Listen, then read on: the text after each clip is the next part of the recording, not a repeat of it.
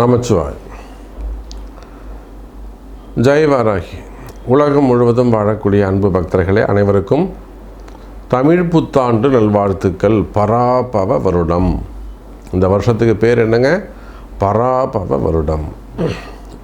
பராபவ அப்படின்னா எப்படி இந்த பறந்து விரிந்த பாரத தேசம் அப்படின்னா இந்த பூமியை சொல்கிறோமோ, சூரியன்லேருந்து இத்தனை மடங்கு பெருசு, இல்லைனா சந்திரனை விட பூமி இத்தனை மடங்கு பெருசு நம்ம சொல்கிறோம் இல்லையா?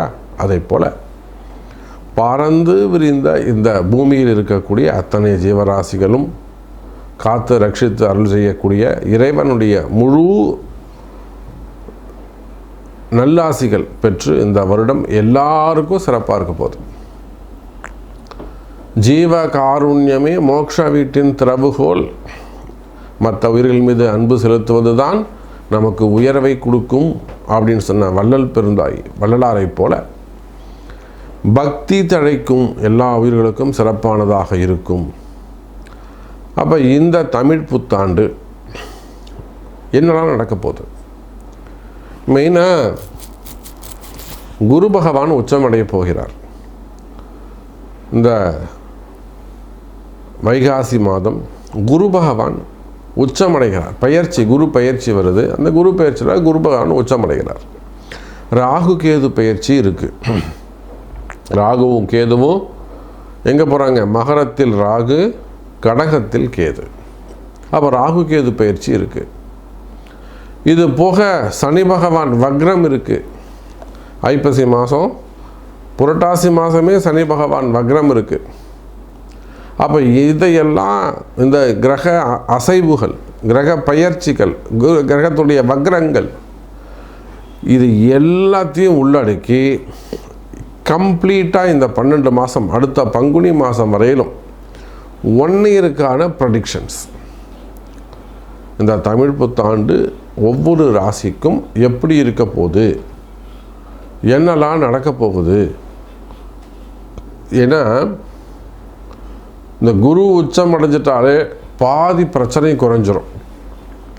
எனக்கு தெரிஞ்சு உங்களுக்கு 7.5 சனியாக இருக்கலாம், கண்டக சனியாக இருக்கலாம், பாத சனியாக இருக்கலாம், ஜன்ம சனியாக இருக்கலாம், அர்த்தாஷ்டம சனியாக இருக்கலாம், அஷ்டம சனியாக இருக்கலாம், கண்டக சனியாக இருக்கலாம், அல்லது சனியுடைய பார்வை பெறக்கூடிய ராசிகளாக இருக்கலாம். ரிஷபம், கன்னி, தனுசு. அப்போது அல்ல அசுப கிரகங்கள் சிம்மம், அல்லது ராகு அமரக்கூடிய மகரம், கேது அமரக்கூடிய கடகம். அப்போ நீங்கள் எந்த ராசியாக இருக்கலாம், எந்த லக்னமாக வேண்டுமானாலும் நீங்கள் இருக்கலாம்.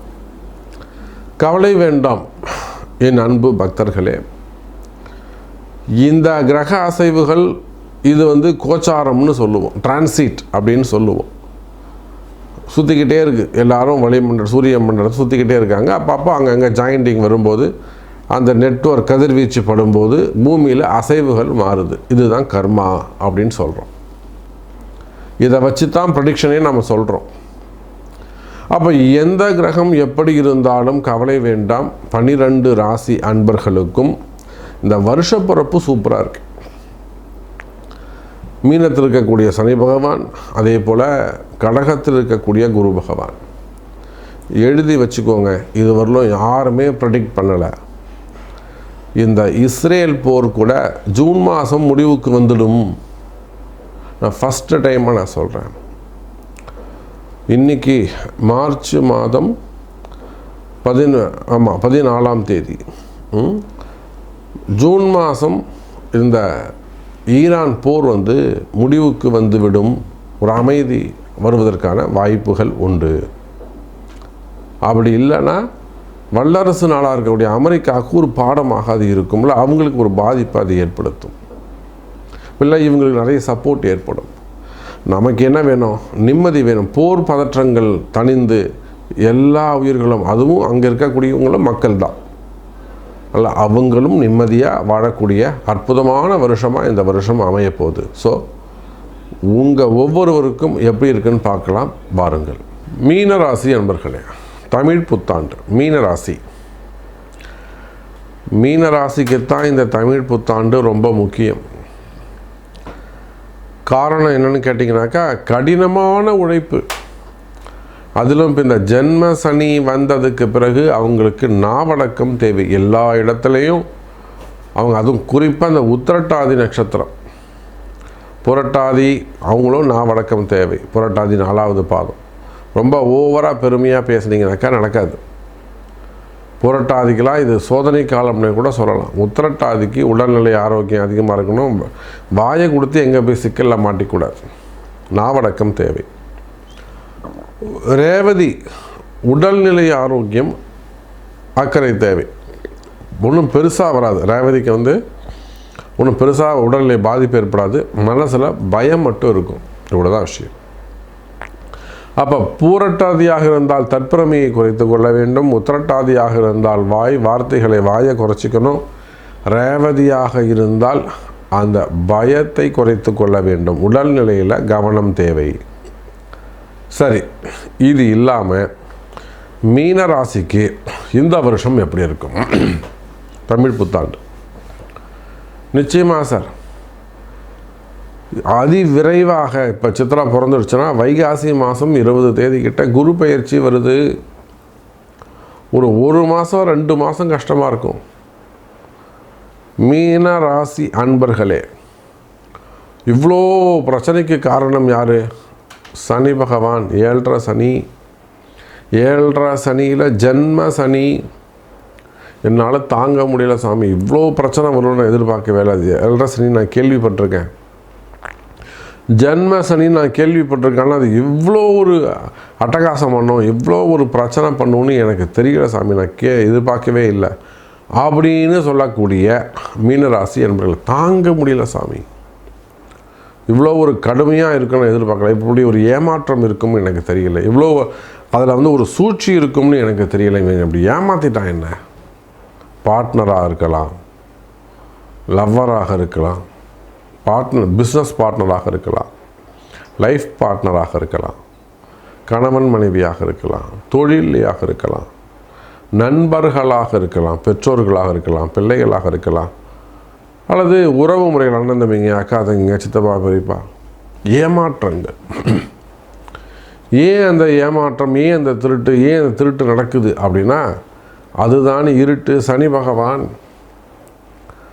அப்போது எதிர்பாராத சங்கடங்களில் எதிர்பார்க்காத சங்கடங்களில் இருக்கக்கூடிய மீனராசி அன்பர்களே, உங்களுக்கெல்லாம் தித்திக்கும் ஒரு செய்தி வரும். நல்ல செய்தி சேரும். எப்போங்க?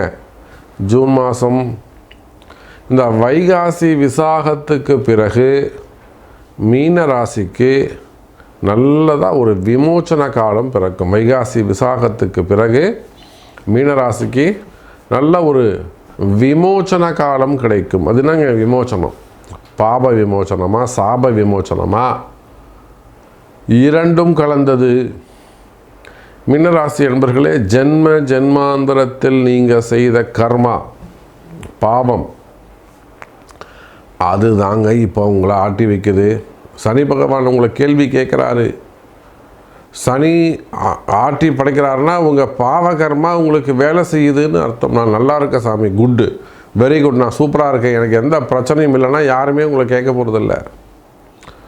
சாமி என்னால் முடியல அப்படின்னு யார் கத்தி கதறீங்களோ, அது ஆண்களாக இருந்தாலும் பெண்களாக இருந்தாலும் குழந்தைகளாக, நீங்கள் யாராக வேண்டுமானாலும் இருங்க, என்னால் முடியல சாமி அப்படின்னு யார் கதறீங்களோ அவங்களுக்கெல்லாம் இந்த வைகாசி விசாகத்துக்கு பிறகு இந்த உங்கள் சாப விமோச்சனம் உண்டு. ஏன்னா குரு பார்த்துருவார். அந்த சமயத்தில் தான் உங்களுக்கு பரிகாரம் தேவை. நல்ல ஜோதிடரை அணுகி, உங்களுக்கு தெரிஞ்ச நல்ல ஜோதிடர்கிட்ட போயிட்டு ஜாதகத்தை பார்த்து கரெக்டாக சொல்லணும். சரியான பரிகாரத்தை தேர்ந்தெடுத்து செய்வீர்களே ஆனால் போகிற உயிர் கூட திரும்பி வந்துடும். ஆயுள் பாவம் அதிகரிக்கும். அப்போ எப்பேற்பட்ட பாவங்களாக இருந்தாலும் மீனராசி என்பவர்களே, சரியான குருவை நீங்கள் தேர்ந்தெடுப்பீர்களே ஆனால் பரிகாரங்கள் கை கொடுக்கும். அப்போ ஒரு 2 மாதம்தான். இந்த 7.5 சனியே உங்களுக்கு வேலை செய்யாது. குரு பார்த்துட்டாருன்னா வைகாசி விசாகத்துக்கு பிறகு குரு பயிற்சி நடந்துருச்சுன்னா சூப்பர் மீனராசி. டோட்டலாக அந்த ஜன்ம சனிங்கிறதே பாதிப்பே இருக்காது. சனியுடைய பாதிப்புகள் எதுவும் இருக்காது. அக்டோபர் மாதத்துக்கு பிறகு ராகுவுடைய பார்வை அங்கே ஏற்படும். அது கூட யோகமாக மாறிவிடும். அப்போ எனக்கு தெரிஞ்சு இந்த குரு பெயர்ச்சிக்கு பிறகு ஜூன் மாதத்திலிருந்து அடுத்த ஏப்ரல் மாதம் வரையிலும் மீனராசிக்கு நல்ல நேரம்தான் என்று நான் அடித்து கூறுவேன். அப்போ கவலைப்படாதீங்க மீனராசி என்பர்களே, ஒன்றும் கஷ்டப்படாதீங்க, ஒன்றும் கவலைப்படாதீங்க, நிம்மதியாக இருங்க,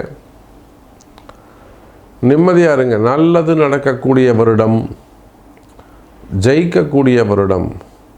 உங்களுக்கு எந்த மாதிரியான கஷ்டங்கள் இருந்தாலும், வீடாக இருக்கலாம், ஆஃபீஸாக இருக்கலாம், ஃபேக்ட்ரியாக இருக்கலாம், கம்பெனியாக இருக்கலாம், ஷோரூமாக இருக்கலாம், ஜாபாக இருக்கலாம், பிஸ்னஸாக இருக்கலாம், ஃபேமிலியாக இருக்கலாம், எங்கே உங்களுக்கு பிரச்சனைகள் இருந்தாலும், இடதோஷங்கள் இருந்தாலும் அவையெல்லாம் விலகி நன்மை செய்யக்கூடிய வருடமாக, சூப்பரான வருடமாக இந்த வருடம், பராபவ வருடம், தமிழ் வருடம் மீனராசிக்கு சிறப்பாக 2 மாதத்தில் சிறப்பாக உள்ளது. நல்லதே நடக்கும் மீனராசி அன்பர்களே.